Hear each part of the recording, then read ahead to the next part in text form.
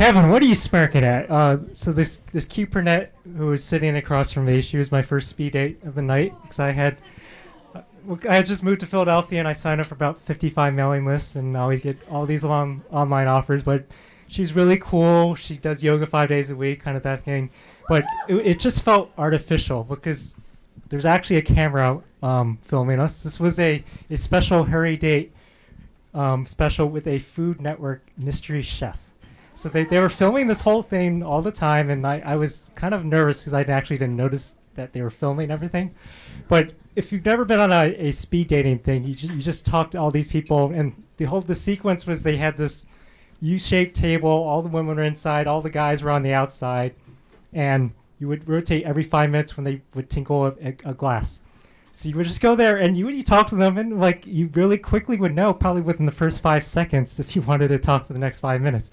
And some guys actually, the girls would leave and say, "Oh, I'm sorry, I got to go to the bathroom." So it was pretty obvious. This didn't happen to me, luckily, but you just talk and like I'm a very shy person, but if I talk to 20 people straight in a row, I start getting really not like it's kind of like if you're with a lawnmower and you're trying to start it up, which it usually takes me like 20 tries, but after the 20th person, I was just like flying. And at this point, we noticed like a bunch of people were walking, pretty good looking. You know, they all had hurry date name badges, but they're just kind of standing around. So we're like, did these people come here really late, or were they just kind of like standing around? So we started gossiping about who these people were, and our theory was that they were extras, and because we weren't good looking enough. And a lot of them honestly didn't look like they needed hurry date.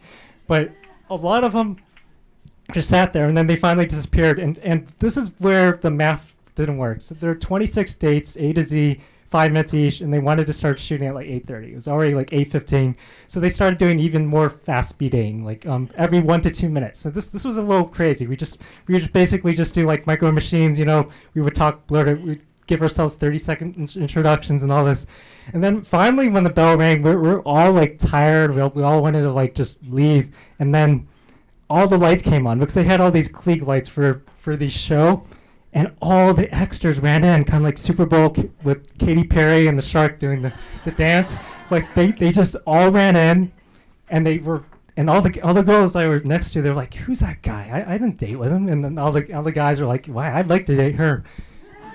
So as it turns out, all these people, because I was gossiping, and I actually went up and talked to them later, they're all friends of this one woman named Abby. And Abby is like one of those charismatic, endearing, you know, powerful people who can get 30 of her friends to come to a hurry date show as extras on last minute notice. Like literally, like when someone said that I just got here like because my friend Abby told me to get here.